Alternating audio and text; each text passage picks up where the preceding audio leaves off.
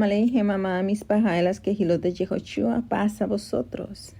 Quien les habla en esta hora es tu ajot, tu hermana en la fe, María Félix, desde la cabina extendida Radio Shalom en Houston, Texas.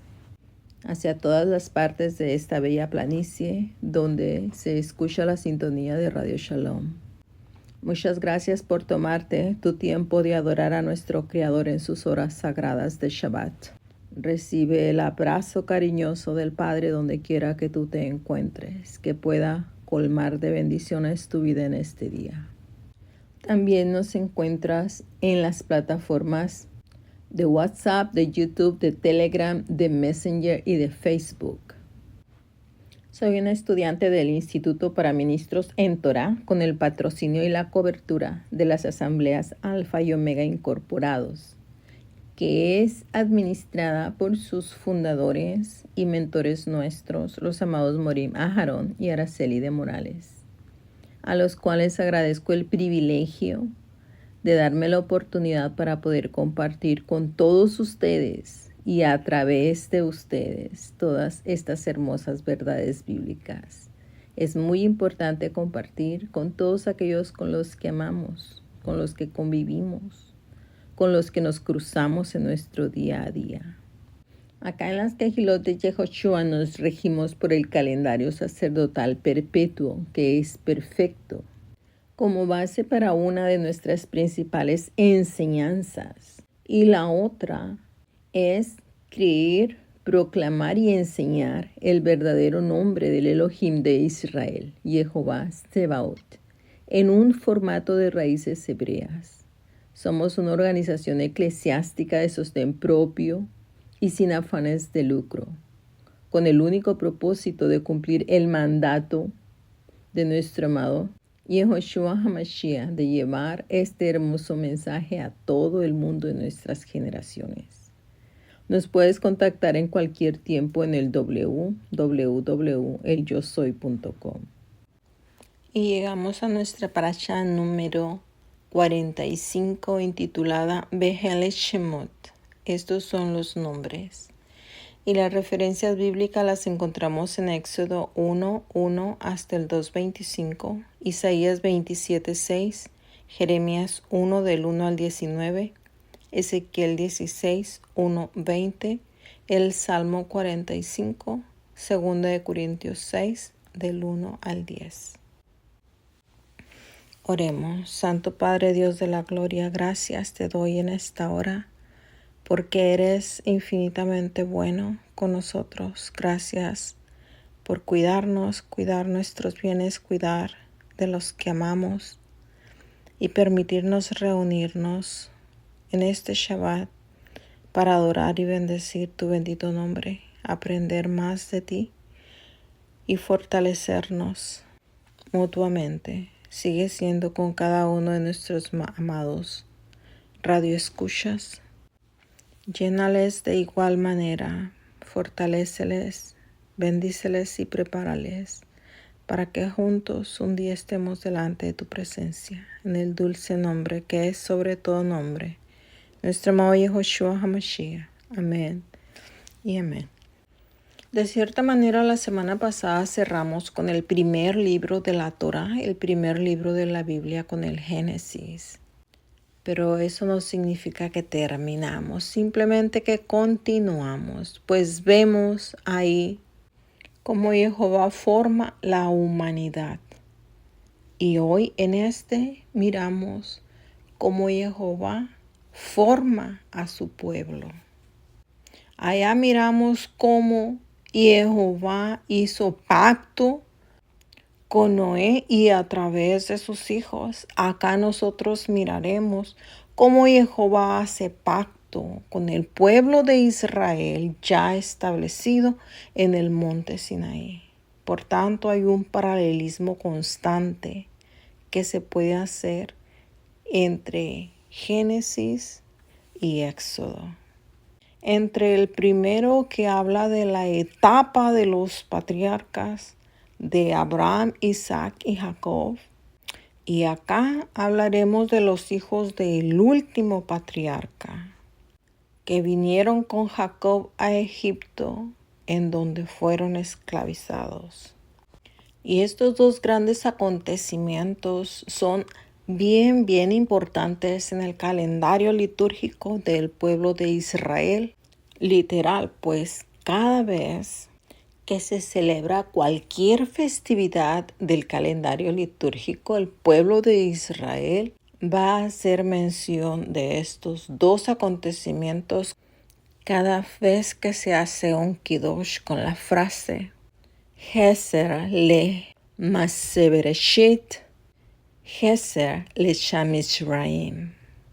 El kiddush es la bendición del vino en una copa cada viernes a la puesta del sol, cuando da inicio el Shabbat. Y personalmente pienso que es una muy bonita tradición porque te mantiene la mente fresca en el lugar que te corresponde, sabiendo que no te mandas a ti mismo, sino que debes sujeción y obediencia continua y constante a tu Creador, que a la vez es tu libertador y garante. Tristemente el judaísmo sigue esperando por nuestro Mesías, pero ese es otro tema de estudio. Y me encanta cómo Everett Fox escogió un método para estudiar el Éxodo que lo divide en 6 partes. Del capítulo 1 al 15, todo el proceso de liberación de las garras de Faraón. La segunda parte del 15 al 18, todo lo que involucra el desierto. Y del 19 al 24, la tercera parte donde habla de pactos y leyes. La cuarta parte, todo el plan del tabernáculo, desde su capítulo 25 hasta el 31. La quinta división es una de las más tristes, pues ahí vemos toda la infidelidad y la reconciliación. Entre el capítulo 32 y 34 y finalmente la constitución del tabernáculo, que comienza con su capítulo 35 hasta el final, en su capítulo 40.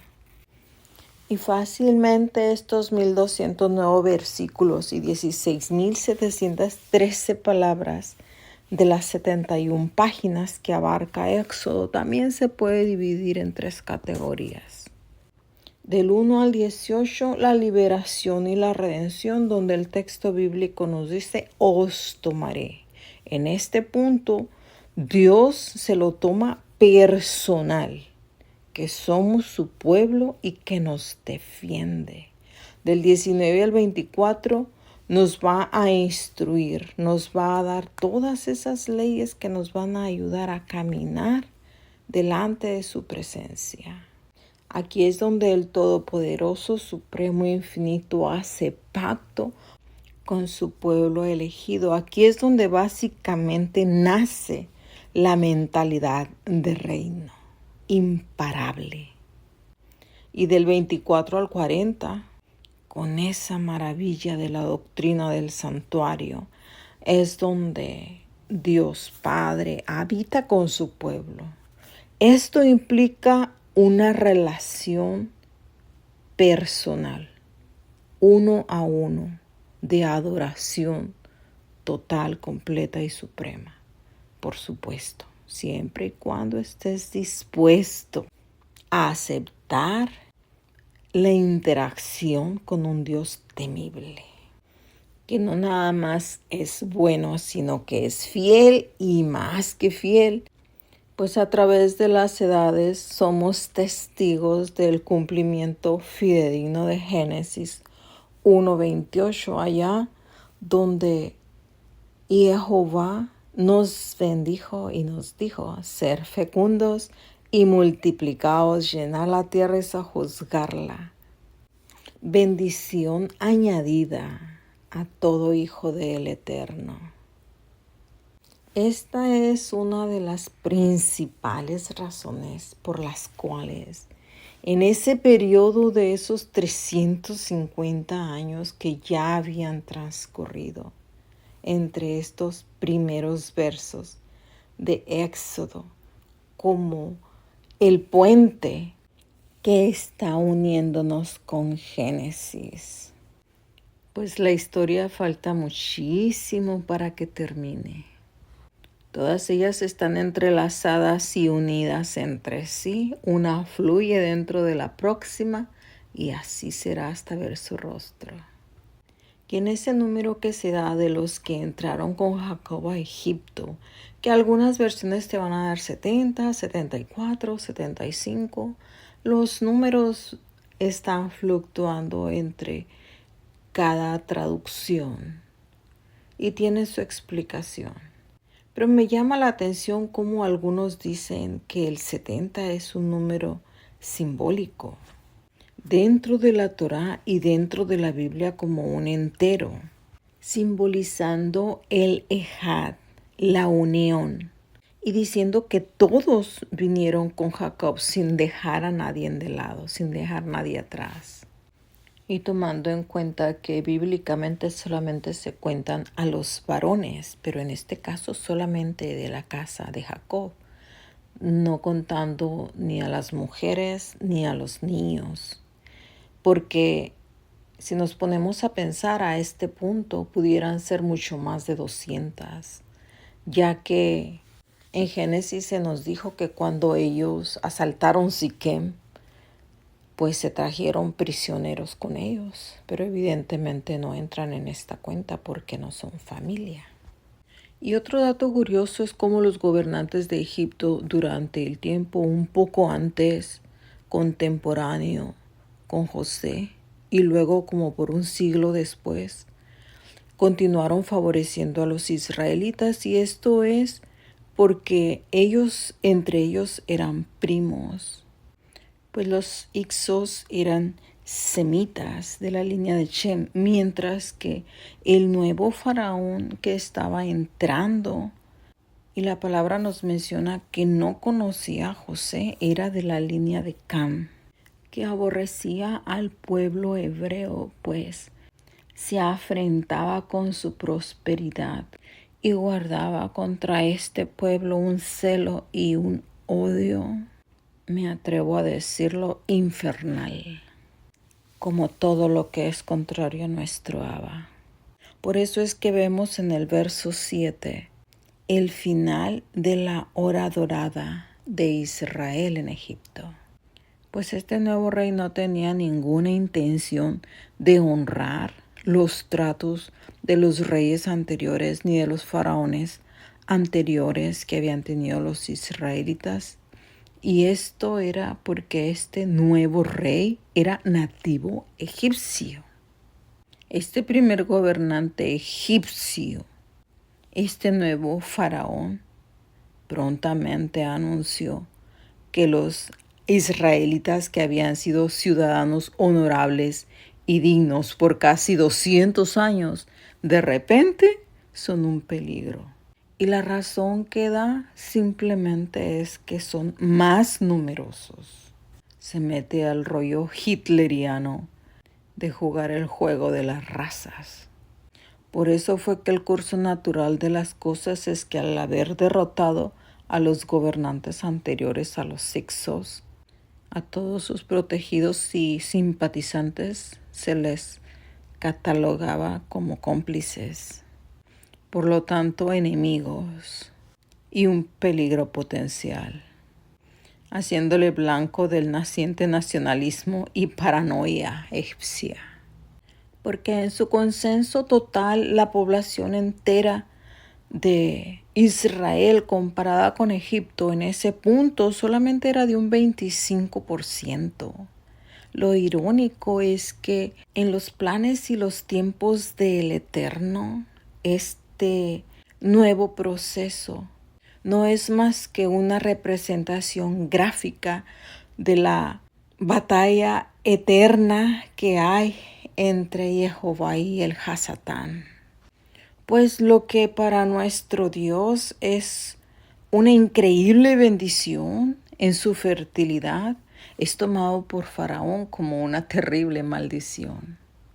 Y en esta confrontación entre el bien y el mal, Faraón sí que se metió en apuros, porque a la vez que odia a los israelitas, también les tiene temor, pero necesita de ellos, necesita de su fuerza laboral, pues son la clave para la economía egipcia. Y esto, grábatelo muy bien en la mente.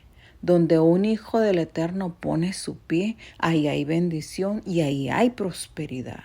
Así es que a cualquier patrón le conviene tener hijos del Eterno trabajando para él, porque seguro que va a prosperar. Y un paralelismo se puede hacer en cualquier etapa de la historia. Y si nos venimos cerquita a 300 años atrás, cuando todo aquel montón de judíos salió de los guetos, todas las sociedades europeas se vieron favorecidas, porque los judíos siempre se han caracterizado por ser cultos, por saber leer, por saber escribir, por ser diestros en ciencias, pues no nada más son instruidos en Torah desde pequeños, sino también son instruidos en todo tipo de arte y ciencias, destapando un crecimiento económico, cultural y político en un montón de naciones, entre ellas Alemania, topando las culturas políticas, los medios de comunicación, las universidades, las academias, la economía. Todo eso es imposible de taparlo o de esconderlo.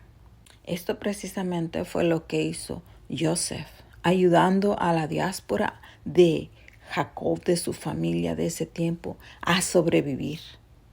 Y este nuevo rey, este faraón, que llama por primera vez pueblo al pueblo de Israel, es una representación de cuando Hitler sube al poder. No era que no conocía a José, sino que voluntariamente, a sabiendas y a conciencia, niega absolutamente conocerle. ¿Por qué? Porque no quiere agradecerle. No quiere deberle nada a ese pueblo. Así que paulatinamente le va a ir haciendo perder sus derechos. Le pone sanciones económicas, le obliga a hacer trabajos forzados en los campos de concentración.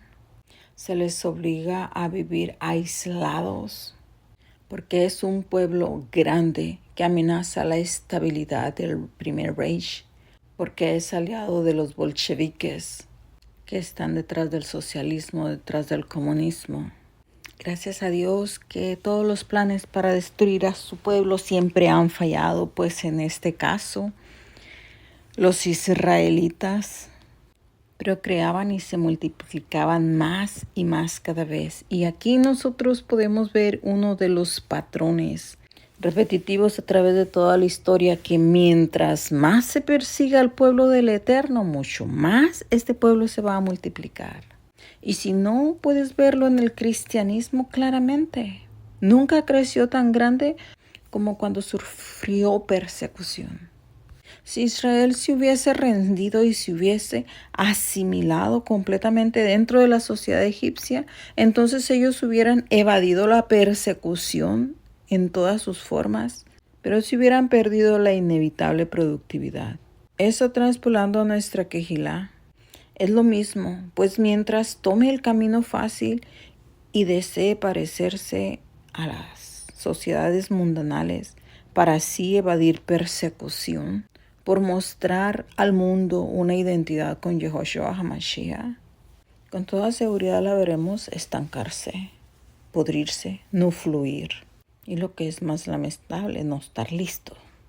Y en la orden a las parteras de las hebreas de eliminar todo varón, vemos a Sifra y Púa siendo las protagonistas de la primera desobediencia civil registrada en la Biblia, por causa de ese naciente amor al Eterno que le llevaba a obedecer la ética y los valores morales de Jehová, que siempre van a estar en oposición con los valores éticos del ser humano lejos de él. Y si la evidencia textual no nos da ni siquiera el nombre de Faraón como importante, sí nos da el nombre de estas dos mujeres valientes, que no les importó arriesgar su vida propia por acatar un deber moral. Y aunque el ser partera era una de las muchas profesiones disponibles para las mujeres en aquellos tiempos, esa profesión era bien respetada y bien valorada y muy necesaria, pues primordialmente ellas estaban allí para asistir a la mujer al momento del parto cuando cortaban ese cordón umbilical, lavaban al bebé recién nacido y le frotaban con sal. En el caso de que gemelos, la partera era la primera testigo para ver quién era el primogénito. Y esto era supremamente importante, pues el primogénito era el que recibía la bendición. Así que estas parteras eran vistas con mucha estima y su función era vital. La historia dice que ese oficio estaba bastante bien organizado y que ellas eran pagadas por aquellas a las que les prestaban sus servicios. Y se habla de que había un gremio de parteras y probablemente Cifra y Púa eran las líderes de ese gremio, lo cual explica el por qué el faraón les ordenó comparecer delante de su presencia. Y se sabe que estas dos mujeres eran semitas, pero no eran hebreas. De hecho, sus nombres son de origen semita. Y como en hebreo los nombres de una persona representan la fama, la autoridad y el carácter, va muy propio con estas dos heroínas. Pues Cifra, su nombre significa ser hermoso y Fua, espléndida y brillante. Como brillante, acertada y al punto estuvo su decisión de jugarse incluso la vida por ir en contra del decreto del rey, del decreto de Faraón, de matar a todo niño hebreo. No me imagino la angustia de Jocabed, incluso de Aarón y de María, porque como hermanos estaban pendientes que de repente no se les apareciera por ahí la guardia del rey revisando por algún recién nacido. Y por la evidencia textual podemos darnos cuenta de la gran fe de esa madre, que el padre recompensó ampliamente, pues no nada más tuvo la oportunidad de amamantar a su hijo, sino de crecerlo y de inculcarle los valores morales y el suficiente amor al padre para que llegado el tiempo, él cumpliera con su cometido y con su misión al pie de la letra. Y esto solamente es posible lograrlo cuando tienes una vida dedicada a Jehová, tanto padre como madre, hombre como mujer. Sabemos que los dos eran de la tribu de Leví. Sabemos que los dos tenían el temor de Jehová en su corazón. Y es maravilloso lo que dice la palabra de Moshe cuando nació, que fue hermoso, usando la palabra hebrea tov, exactamente la misma palabra que usó Jehová en la creación, cuando dijo que todo era absolutamente bueno en gran manera. Si no has comenzado a practicar un culto de familia, encarecidamente te lo sugiero, hazlo, porque en ello tendrás bendición no nada más para ti, sino para toda tu descendencia. Personalmente he experimentado cómo hacer tu devocional de mañana. No estoy hablando de las oraciones matutinas de Radio Shalom o las vespertinas o las de la noche. Estoy hablando de tu devoción propia personal, que cuando la realizas el día es más pleno. Y faltar esa cita diaria no es negociable. No te olvides que el conocimiento es poder, que el oro se prueba con el fuego y los diamantes solamente brillan cuando son pulidos. Y síguete gozando, pueblo de Israel. Shabbat Shalom.